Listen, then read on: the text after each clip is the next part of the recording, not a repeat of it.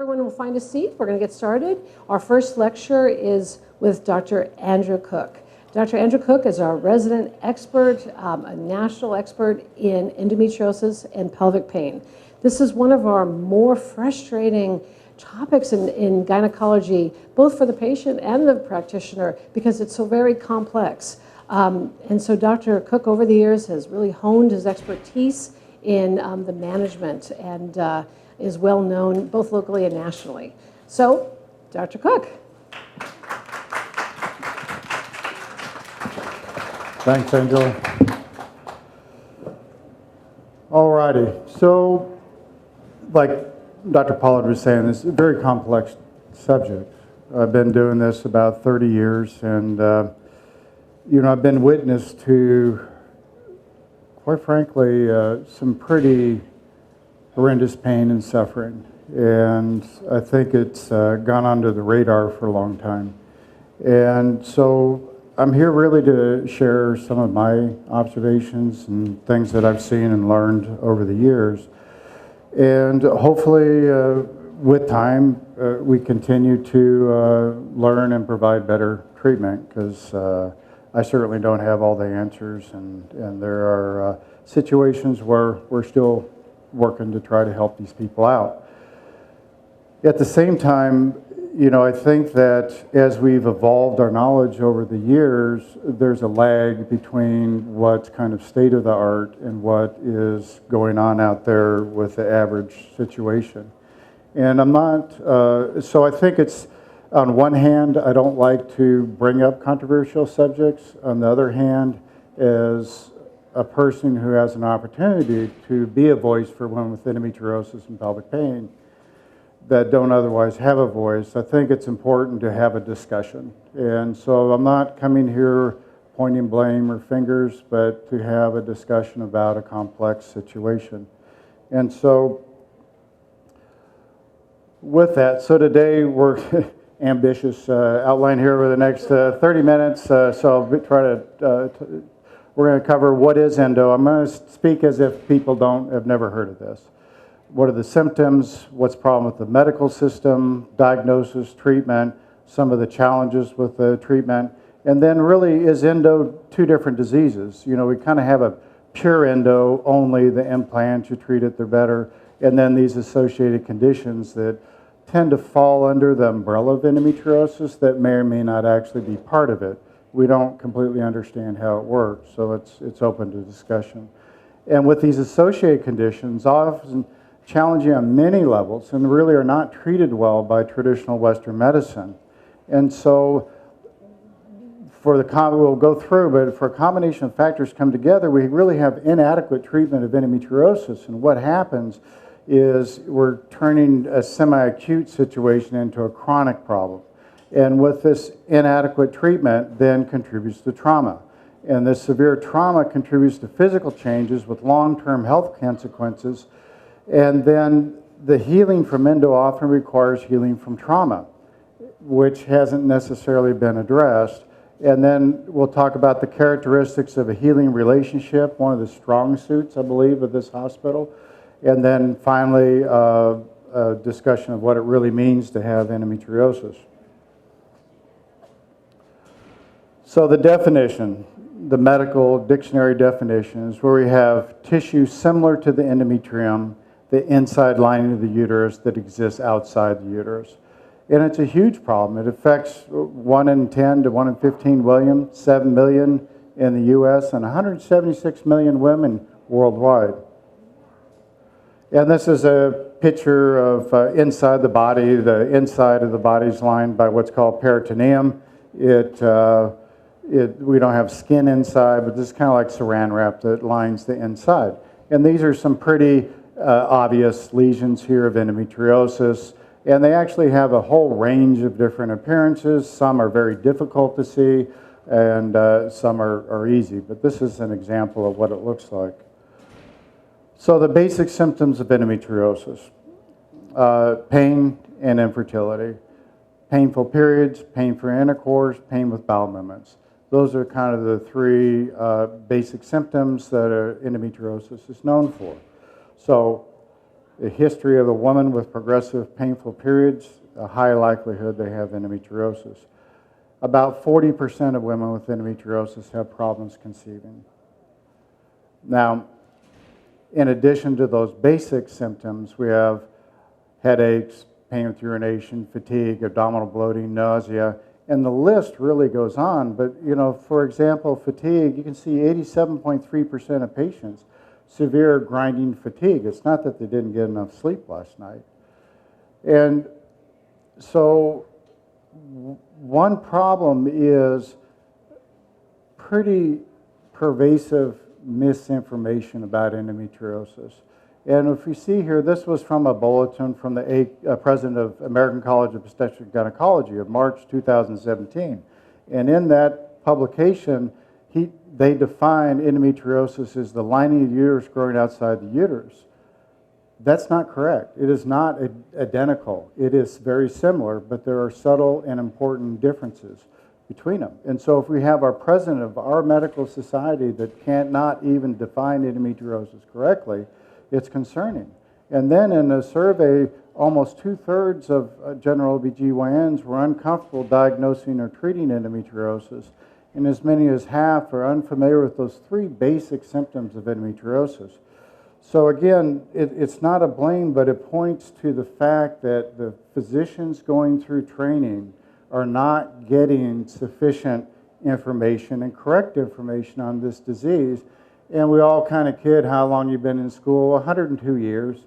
Well, you know, the reality is it's about 6 weeks of the training that people get for endometriosis. And often the understanding, even major universities, we still see to this day, fundamental misunderstanding of the disease.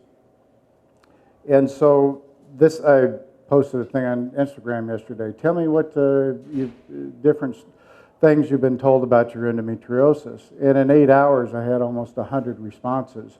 And it's mind-numbing, the kind of stuff that I hear that's going on. And again, it's just somebody needs to stand up and say, enough is enough. It's time for this huge segment of women to get better treatment for their problem, because there is better treatment out there. But things like, I have cramps too, or, you're just not handling the pain, or you don't want to go to school, you're overreacting.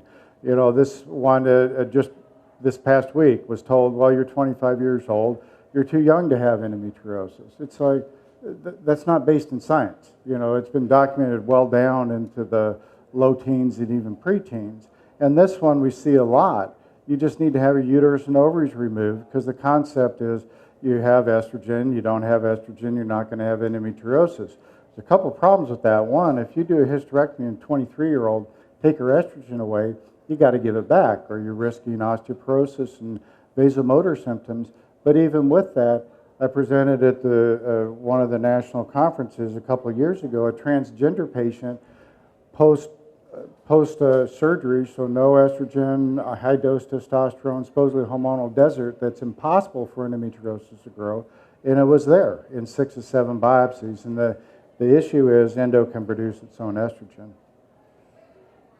Okay, so next we'll talk briefly about diagnosis of endometriosis. Well, we don't have any good tests for it. What about blood tests and x-ray?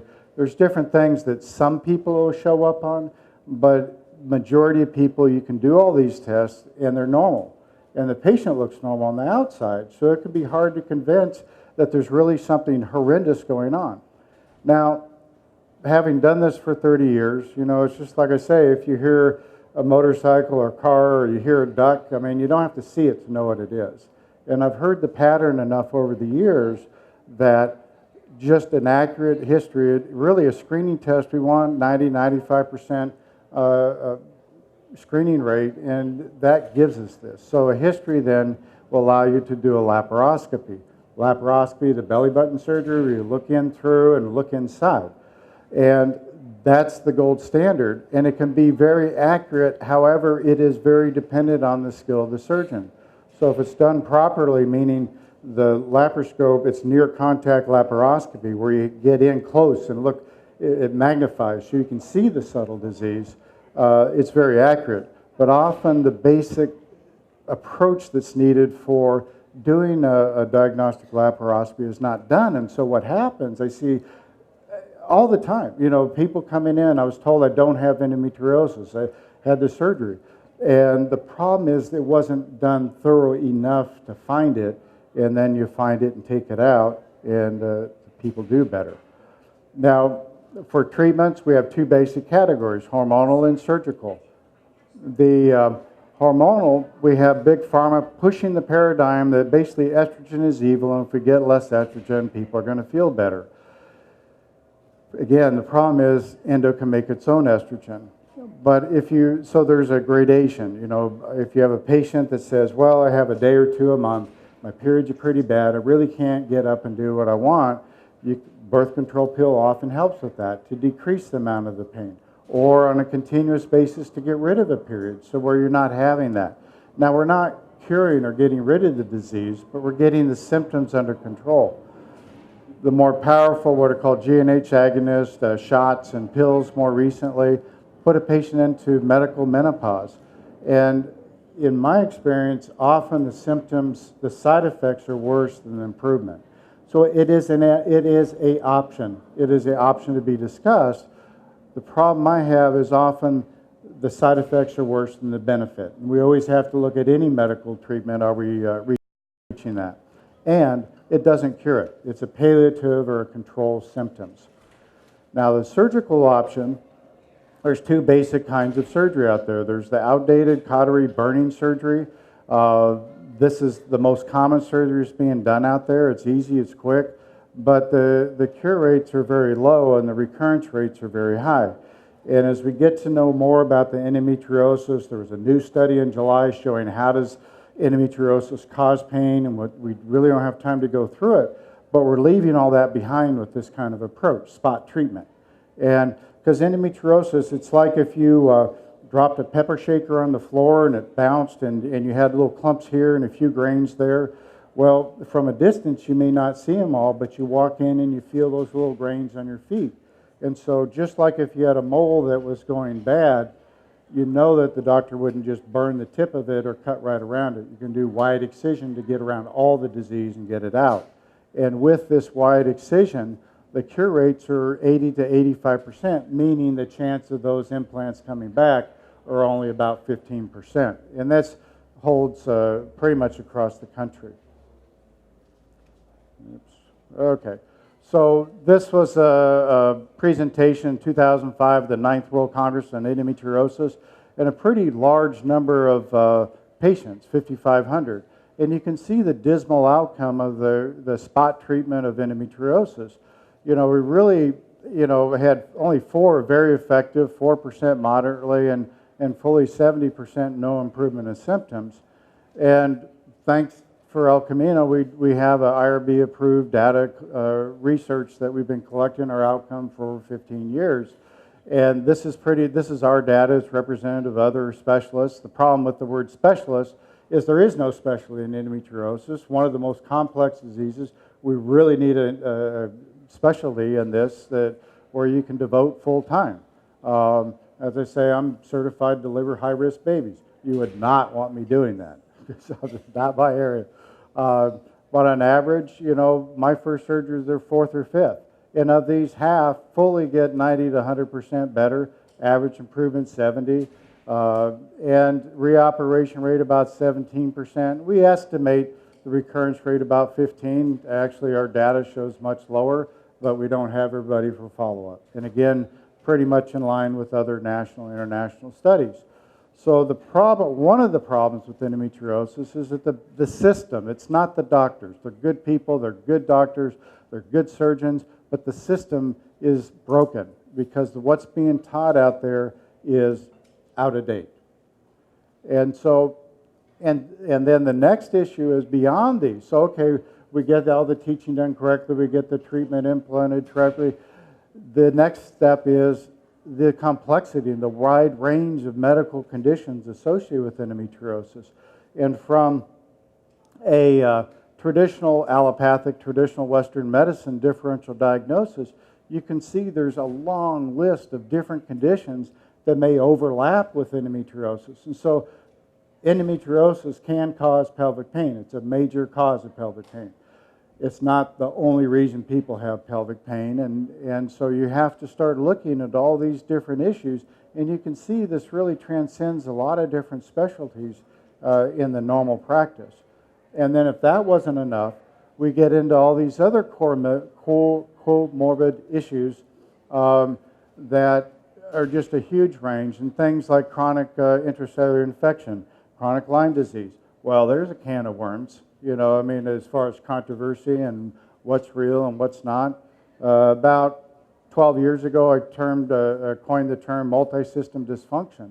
And it does seem that there's this kind of general degradation in health where just the things just keep getting worse. And you know, the fibromyalgia and the chronic fatigue and a lot of things that aren't necessarily treated with Western medicine, and then things like, you know, the SAD diet, the standard American diet. It's very inflammatory, high processed foods, and it's just stressing all kinds of things like the insulin resistance, which creates inflammation and fertility problems. So the list goes on. But the impact on women's lives, it is phenomenal. I mean, I feel like I've been in a war zone witnessing this genocide, and I'm coming back, and it's like standing in front of the house that's on fire, and I'm like, you know, we got a problem here, and everybody's mulling around like it's lack of awareness that we're getting there. So again, financial loss, it can be devastating. Fertility, stress of relationships. Relationships are hard enough without this horrendous pain.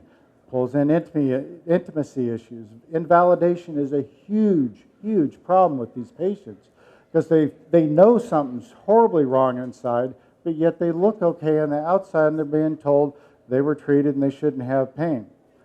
Biggest fear people have, I'm sorry that's dark, biggest surgical fear is not dying or waking up. It's that I'm not going to find anything and I'm not going to help improve their situation. So again, multiple surgeries, you know, sorry, the list goes on as far as what's going on, and we're trying to pack it in 30 minutes, so I'll keep going. And then I think this is an issue that really hasn't seen the light of day.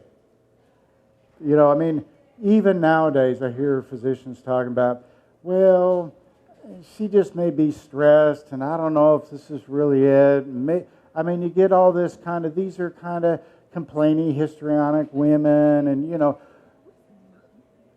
wait a minute, the chicken or the egg come first? You know, we talk about trauma of endo, so the trauma of living through the disease. I can't tell you how often people sit there 4 days after surgery saying, this pain is nothing compared to what a period is every month. Can you imagine? It's like having a gun held to your head with one bullet in it saying, relax, there's only one bullet. You know, or we know we're going to get robbed sometime this month, but it's only 1 day, so don't worry about it. Relax, enjoy your TV show. You know, it's just, it creates significant trauma. And then the suboptimal care, often there's on average a 10-year delay between onset of symptoms and diagnosis. And then we're saying, like the patients I see, they've been on average of 3 or 3.5 surgeries before. And in the process invalidated, and then hopelessness sets in. So the degree of trauma is magnified. And the physical effects, this isn't just I'm stressed. You know, the physical effects, it has wide-ranging effects on the neurochemical system. I'm not going to go through all these, and there's not a quiz at the end of the lecture, but this is all important. And the effects on the brain literally is affecting the size of the brain, the communication of the brain, and so this is real stuff. And so the stress and acute and chronic changes in neurochemical symptoms in the brain region result in long-term changes in the brain circuits. It's kind of like the circuit breaker's blown, and that's been part of the challenges. Well, how do we redo this? But these changes result in negative changes in emotion and thinking, depressed mood, difficulty with clarity of thought or memory, dissociative symptoms, detachment or emotional numbing, hyperarousal, anxiety, on edge, fearful, rage. You know, so when we look at these women and they're exhibiting these symptoms, it's not that they're just weak, whiny women. They've been through hell and not back yet. So we have this domino effect. And again, I want to really emphasize, with all humility, I don't have all the answers. The all the doctors out there, they're doing the best they can. It's just time to have a discussion of, do we need to reevaluate how we're doing this collectively as a group? Because ultimately, we're all here trying to help out our patients. So I think we have inadequate training, lack of correct knowledge of the endo, lack of diagnostic and surgical skill, suboptimal treatments provided. That results in a semi-acute situation going to chronic. Medical condition degrades, invalidation of the patient, ever-increasing levels of trauma and associated health changes. So part of recovering from endo needs to recognize the degree of trauma and the healing process that is needed for trauma. And it's beyond today's discussion. But there are some things we can do and are things that are happening and are happening in this hospital, which I think is the best in the Bay Area. So as physicians and healthcare workers, we can help prevent some of this additional trauma experienced by patients with endometriosis. I think really, philosophically, it comes down to one of attitude and ethics. And if we're truthful with our patients, and there's times with my patients, they come to me, I'm the last hope, and sometimes I have to tell them, I don't know. Doesn't mean I'm going anywhere. I'm going to work with you. We're going to try to find the answer, but I don't know, because that's the honest truth. And being transparent in what's going on. I think, like operative reports, I do videotape of the whole thing and the patient gets a copy of it. I take photographs. People say you're nuts. What if you mess up? You're going to get sued. No, I tell people anyways, and I always do the best I can. I'm human, and but with that we build trust.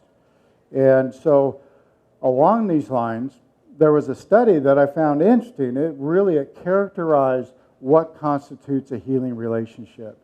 And that's what I'm saying happens in our office, and that's what happens at this hospital. And it's one of the reasons I like this place so much, because of the people that are here and how they provide service. So the three things are valuing. When a physician is able to create an emotional bond with patients by being non-judgmental, empathetic, and fully present, not distracted, dismissive, or critical, the patients feel listened to, respected, and valued. Appreciating power. The client-patient relationship is inherently asymmetrical.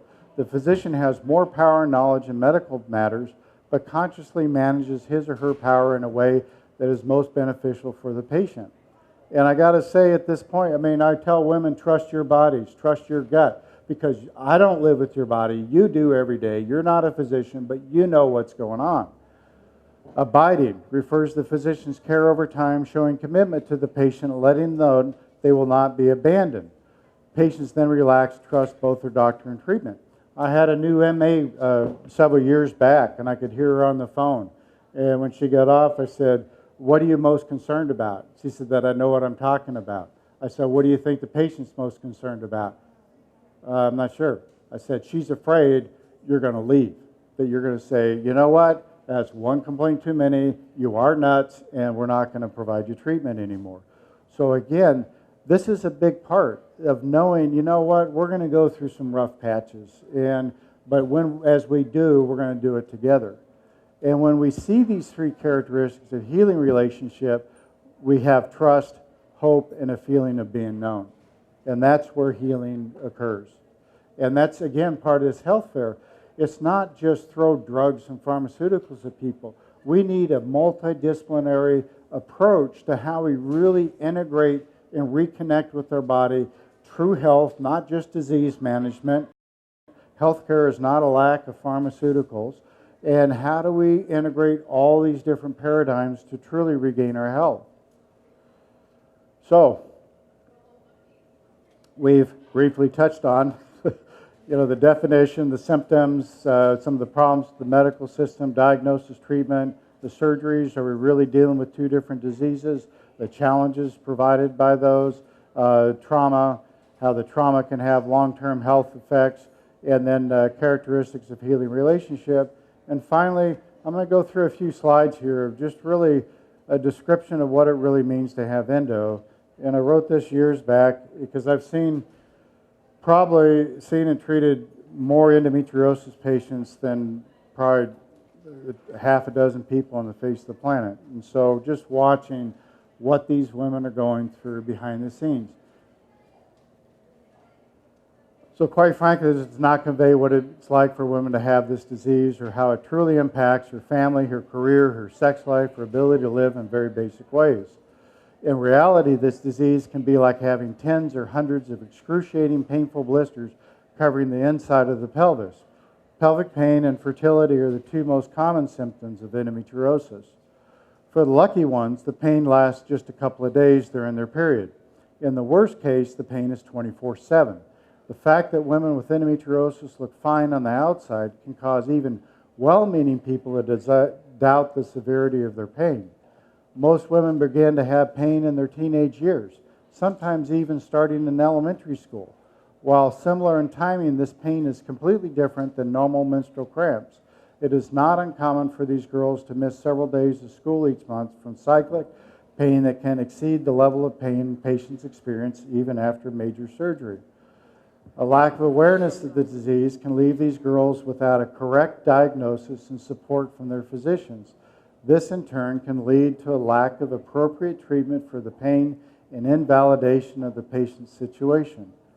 Her family may now be led to believe that psychological issues drive the severity of her pain.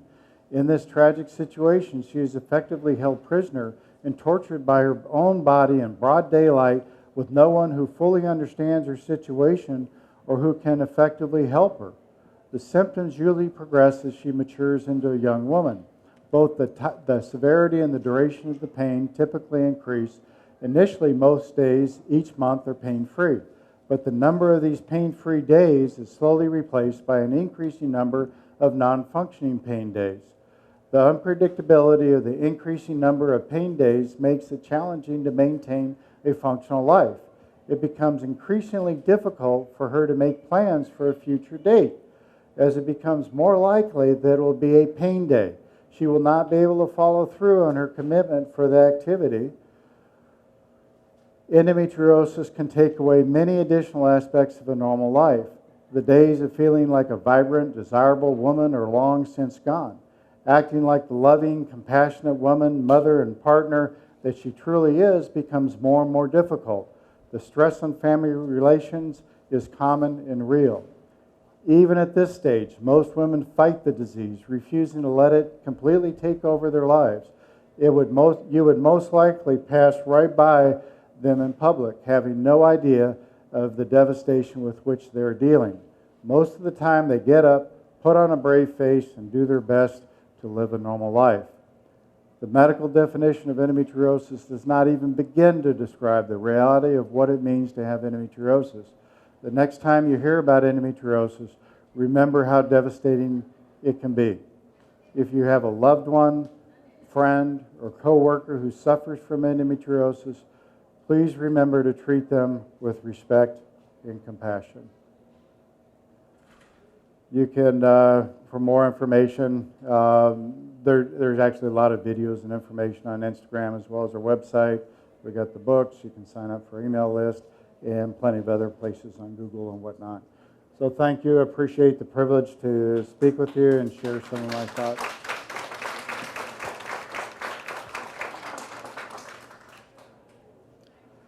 Questions? We're going to hand the mic to you there. Okay. Thank you. Does your multiple disciplinary approach include prevention with simple do's and don'ts? For instance, great-grandma used to say, when you have your period, you do not go swimming and you don't take a bath because the water pressure pushes the blood back up into the fallopian tubes that normally should flow out. And then, of course, this tampon will do exactly the same thing. So I was wondering if you include this sort of education to your patients. Yeah, I mean, if you change your tampons, which I've seen a few left in for a month or two, but it actually wicks it out, pulls it out. So tampon use, and then they get in as their other chemicals that are non-favorable. But the one issue with endometriosis, it's very one, we don't know the cause. There's multiple things that contribute to it. And, I think probably, so yeah, that's a common question. Okay, I have endo, what can I do to help my daughter prevent it? In a lot of ways, it's to get in as good a health as possible, because the average American walking around is very sick, and starting with their diet and whatnot. So, yeah, there are things that can be done, but it's pretty limited at this point. There's no combination of things to do. If you do this, then you're not going to get endo. I'm almost 84 years old. When I was young, I had severe endometriosis. The doctors didn't know what was wrong. They said, oh, just, this is just a normal thing for young women. I'd get sick, green, throw up, and there was nothing for it, and they could tell me nothing about it. When did it start where now it's a common knowledge? I was so excited when I saw advertising for endometriosis, because there hasn't been anything for years. Yeah, it's waxed and waned. They first started to recognize it in the late 1800s. And then Sampson published the articles in the 1920s that, I was fortunate during my fellowship at Johns Hopkins. They had all the journals. We went down and read them. It was like, they didn't have color plate photographs back then, and the description of what he saw back then in the 20s was very eloquent. And then I started medical school in '81, and just 2 years before, there was an article out of, I believe it was Australia, saying, well, not all endo is black. So it was a rediscovery. And then the laparoscope started to be able to look in without the big incision, started in the 60s and 70s, and the first published report of treatment of endometriosis laparoscopically laser was with my mentor in 1983. And so then in the mid-90s, that's when, before Google and stuff, I started with the website. And back then I said, this is going to be a watershed for women with endometriosis, because before then, you're alone. It's not like, pass the gravy and, by the way, my periods are killing me. But on the internet, you can start to have these conversations. And I think, so there's been a big push for awareness over the last 30 years. We've had 10 years now at the Endometriosis Foundation of America, different organizations that are helping push awareness.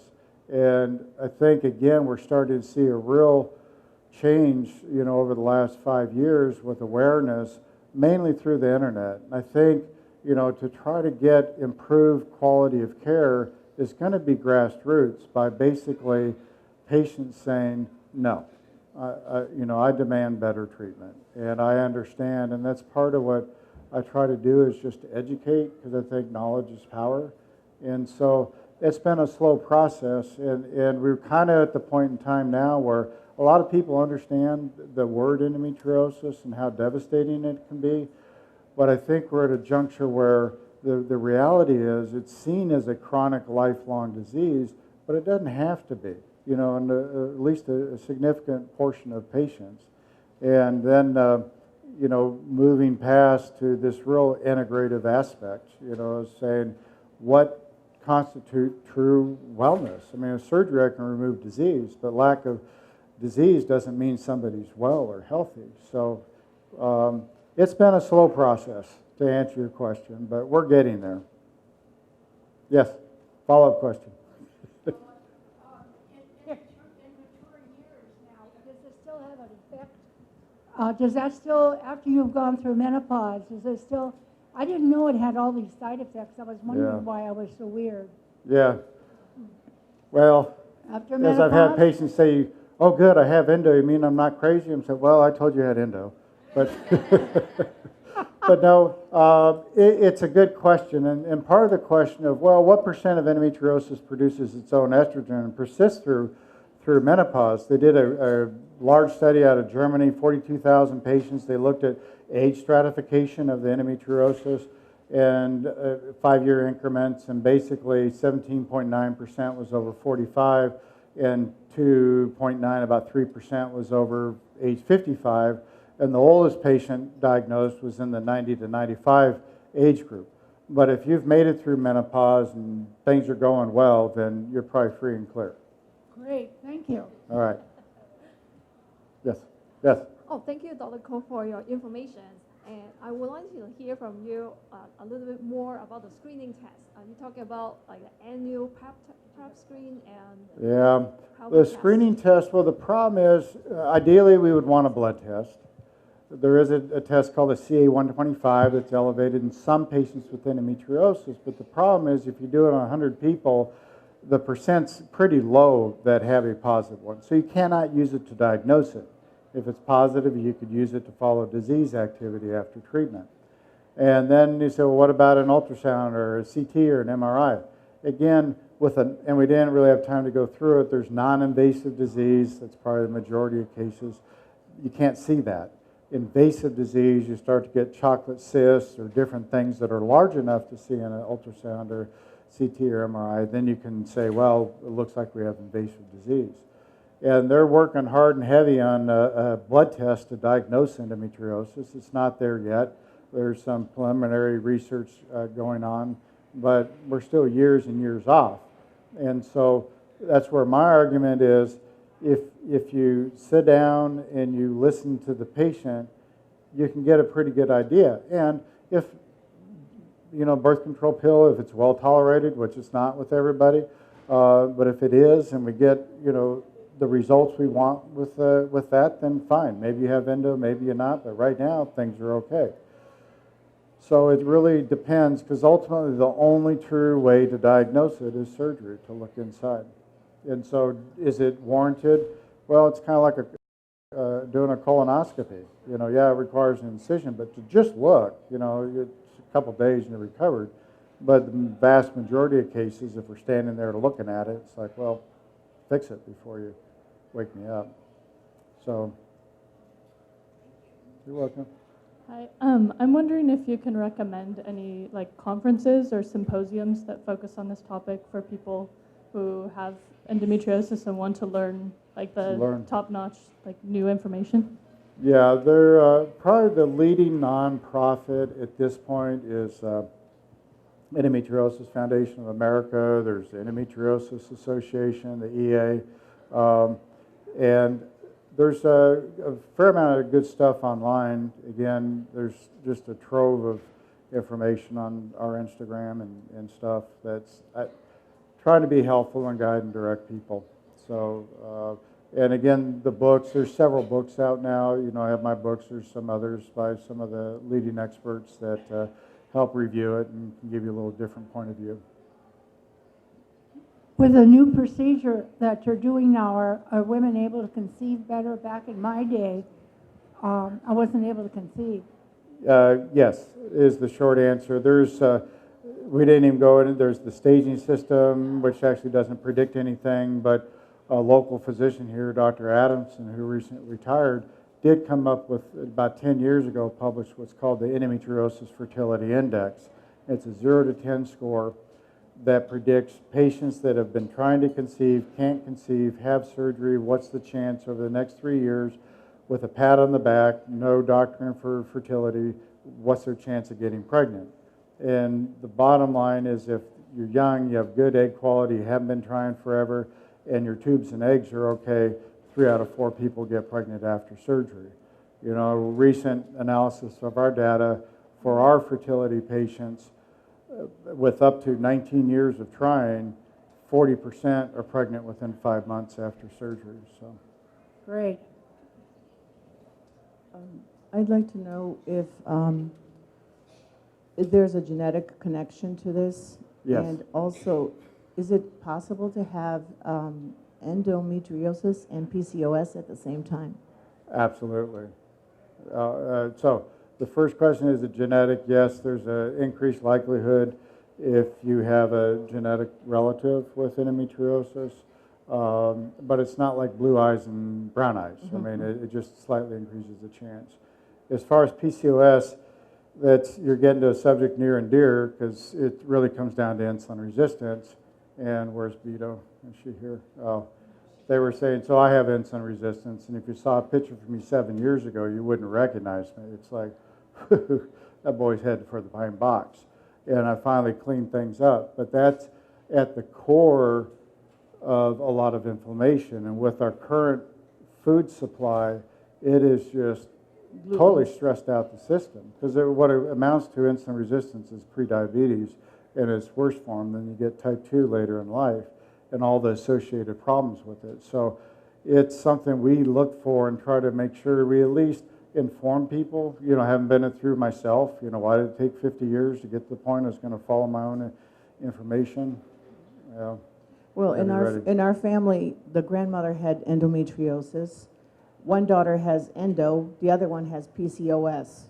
And so it's like, which one do you treat first? You're like, okay. Yeah. And then there's the gluten thing, and then there's this. You're like in a whole nother ball game. Yeah.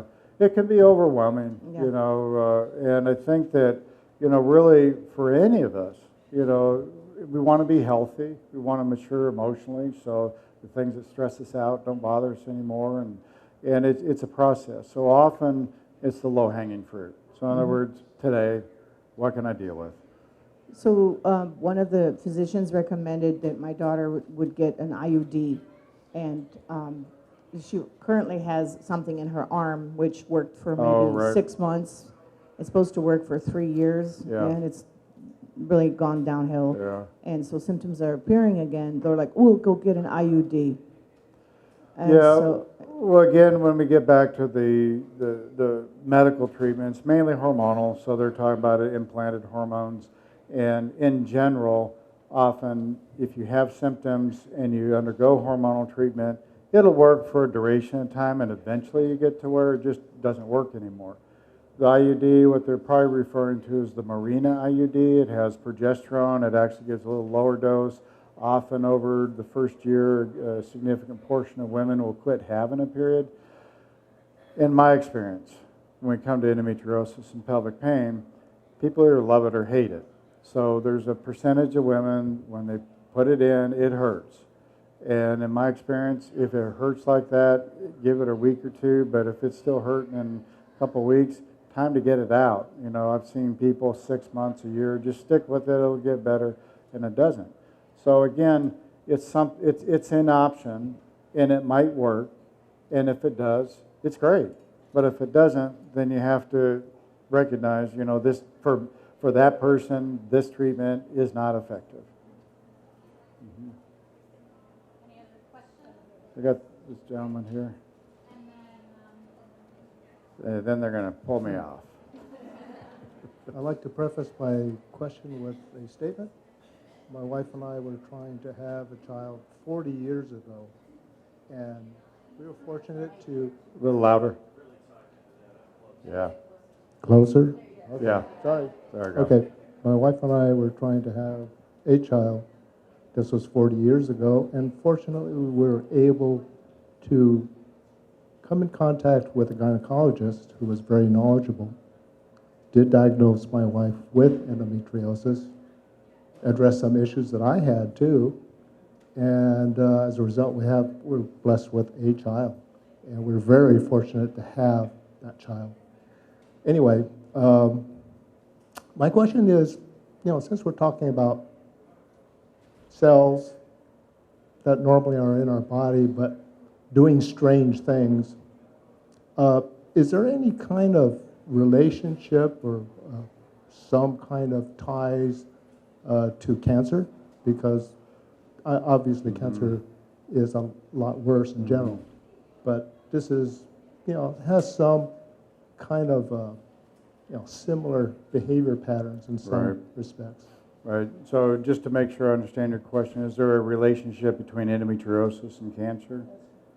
Yeah, just... Yeah. You know. Yes, but the one, I believe it's not proven. It's my opinion that there's two basic forms of endometriosis: the non-invasive and the invasive. The invasive endometriosis, they are some of the most complex surgeries done.